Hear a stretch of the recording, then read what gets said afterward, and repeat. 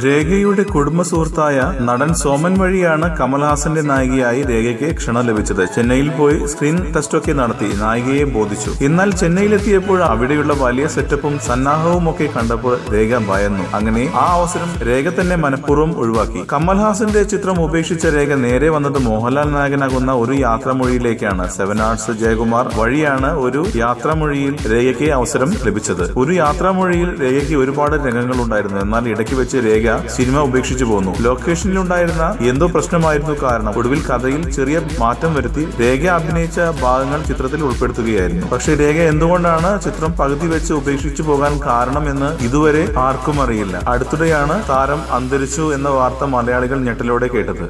കൂടുതൽ സിനിമാ വാർത്തകൾക്കും വിശേഷങ്ങൾക്കും ഇപ്പോൾ തന്നെ സബ്സ്ക്രൈബ് ചെയ്യൂ മലയാളം ക്രിയേഷൻസ്.